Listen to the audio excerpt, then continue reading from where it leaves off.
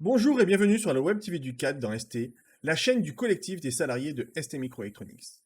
Alors aujourd'hui, on va vous parler de l'affaire du futur déménagement de ST Sofia, et là aussi, il s'agit d'une première capsule parmi toute une série portant sur le sujet. Et comme souvent, on va commencer par parler du contexte. Tout d'abord, un point fondamental, c'est de rappeler qu'en tant qu'organisation de salariés, on n'est absolument pas contre le fait de déménager. Ce qui nous importe, c'est les conditions de travail et de transport des salariés, et même, si possible, leur bien-être. Alors bien sûr, comme pour tout projet, on préfère que la direction des ST ne jette pas des millions par les fenêtres, car il s'agit quand même de notre propre entreprise. Mais disons que s'il n'y a pas d'impact direct ou indirect, présent ou futur sur les salariés, c'est une priorité mineure. On ne gère pas l'entreprise, on veille juste aux intérêts des salariés, qui le plus souvent sont les mêmes que ceux qui possèdent l'entreprise, mais pas toujours, comme par exemple sur la politique salariale. Donc dans un projet comme le déménagement de ST Sofia, ce qui nous importe en premier lieu, ce n'est pas du tout le coût global du déménagement. Par contre, son impact sur l'évolution du coût d'exploitation du site nous intéresse un peu en ce qui concerne le futur du site et sa capacité à être attractif et compétitif. Mais notre priorité reste les conditions de travail et de transport des salariés de Sofia.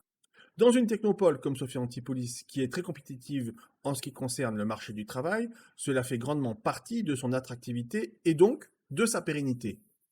Or, pour nous, sur le plan des conditions de travail, le compte n'y est vraiment pas. Et c'est ce qui fait qu'on s'implique aussi fort.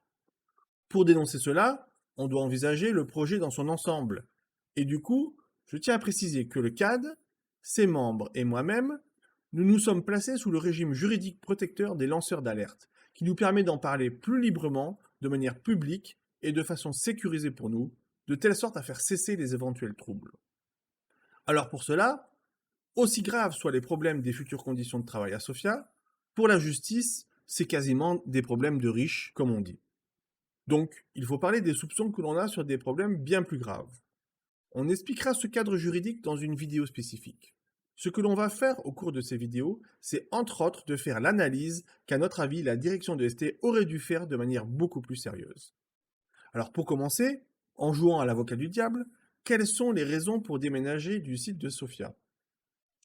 Une des premières raisons qui a été invoquée par la direction de Sofia, c'est un problème du corporate de ST qui est, disons, du niveau commercial et sur lequel on ne donnera pas beaucoup de détails, même si c'est quasiment public, car la direction de Sofia, non seulement en a parlé plusieurs fois en CSE, sans préciser que cela a été ou non confidentiel, mais surtout, elle en a parlé devant tout le site pendant ce qu'on appelle un town meeting.